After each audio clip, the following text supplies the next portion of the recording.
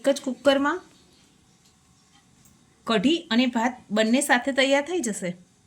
તો ચાલો એવી ઇઝી અને ઇન્સ્ટન્ટ રેસીપી 15 થી 20 મિનિટમાં તૈયાર થતું આ કઢી ભાતની રેસીપી તમારી સાથે પણ શેર કરું।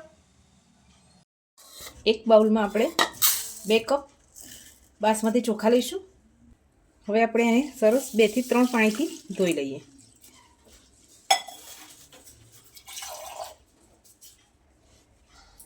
બે થી 3 પાણીથી ધોયા પછી આપણે એને 10 મિનિટ માટે પલળવા દઈએ। એક બાઉલ છાશ લીધેલી છે, એમાં આપણે 2 ચમચી બેસન ઉમેરીશું।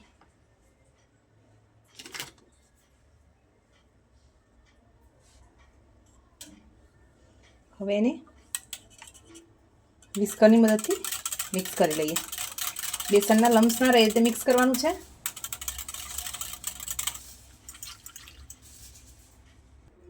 એક કુકરમાં આપણે તેલ ઉમેરીશું। તેલ ગરમ થઈ જાય એટલે રાઈ,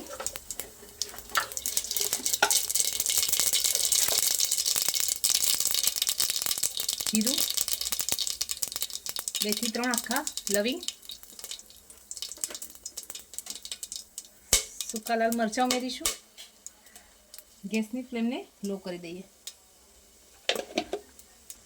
એક નાની ચમચી હિંગ ઉમેરીશું। લીલા મરચાં, આદુ અને લસણની પેસ્ટ ઉમેરી દઈએ। 8 થી 10 મીઠા લીમડાના પાન ઉમેરી દઈશું। 1 ચમચી જેટલું ધાણા જીરું પાવડર, અડધી ચમચી જેટલી હળદર ઉમેરીશું। સ્વાદ પ્રમાણે મીઠું ઉમેરી દઈશું। બધું સરસ મિક્સ કરી લઈએ।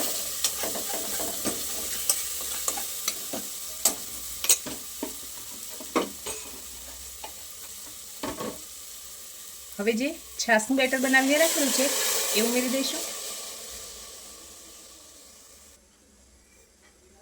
જરૂરિયાત મુજબ પાણી ઉમેરીશું।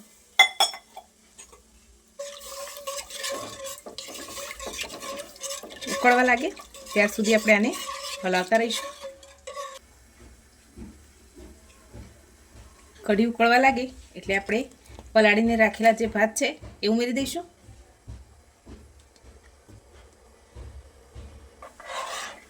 ભાત ઉમેર્યા પછી હવે સરસ બધું મિક્સ કરી દઈશું।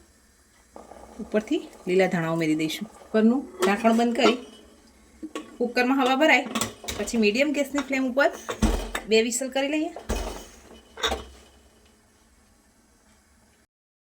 ફ્રેન્ડ્સ, કુકરમાંથી પ્રેશર રિલીઝ થઈ ગયું છે।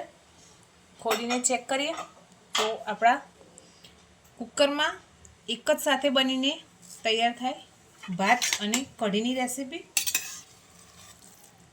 તો આપણે હવે એને સર્વિંગ બાઉલમાં નીકાળી લઈએ। ફ્રેન્ડ્સ,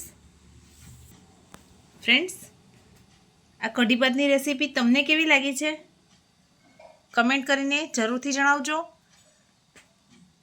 વિડીયો ગમે હોય તો લાઈક કરજો, શેર કરજો અને સબસ્ક્રાઈબ પણ કરી દેજો। Thank you.